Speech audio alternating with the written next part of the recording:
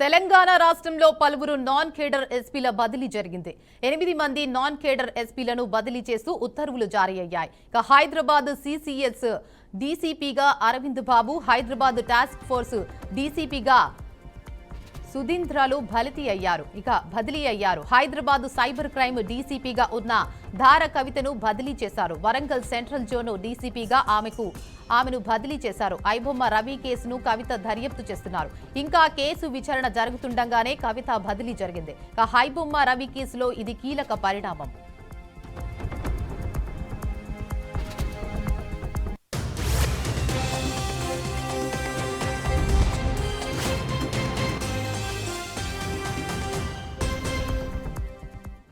ఇక ఇదే అంశంపై మరింత సమాచారాన్ని మా క్రైమ్ బ్యూరో చీఫ్ ఇనారెడ్డి అందిస్తారు. చెప్పండి ఇనారెడ్డి, అప్డేట్స్ ఏంటి?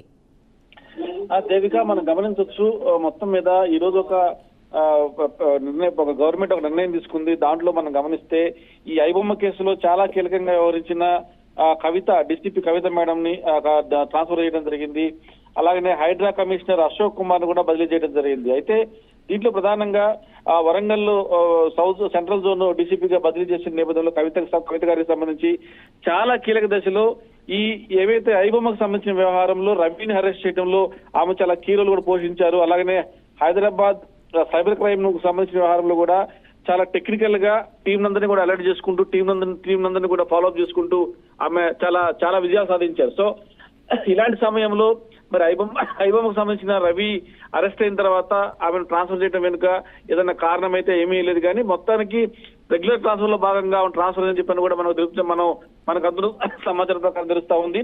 అలాగనే రాచకొండ క్రైమ్ డీసీపీగా ఉన్న అరవింద్ బాబు గారు ప్రస్తుతం హైదరాబాద్ సైబర్ క్రైమ్ డీసీపీగా వస్తున్నట్టు కూడా మనకు దీంట్లో ఇప్పటికే నోటీస్ జారీ చేశారు. ప్రస్తుతం అయితే మాత్రం కవిత గారు ఇక్కడికి వచ్చేసి వరంగల్ సెంట్రల్ జోన్ ను డీసీపీగా వెళ్తున్న పరిస్థితి మనం చూస్తా ఉన్నాం. సో మొత్తం మీద ఇక్కడ ఎస్వీఎన్ శివరామ్ వచ్చేసి జాయింట్ డైరెక్టర్ డీసీపీగా ఉన్నారు.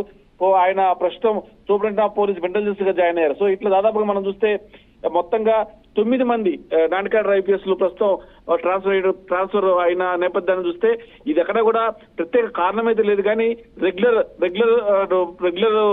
ట్రాన్స్ఫర్ లో భాగంగా అయిందని చెప్పేసి కూడా అధికారులు చెప్తున్న పరిస్థితి. మొత్తం మీద కవిత అంటే మనకు ప్రముఖంగా చెప్పుకోవాల్సిన వ్యక్తి ఎవరంటే హైదరాబాద్ సైబర్ క్రైమ్ డీసీపీగా ఉన్న దారా కవిత గారు చాలా యాక్టివ్ గా పనిచేసి రవిని అరెస్ట్ చేయడం వల్ల చాలా కీలకంగా వ్యవహరించారని మనకు కీలకంగా వ్యవహరించారు కాబట్టి రవి అరెస్ట్ అయ్యాడు.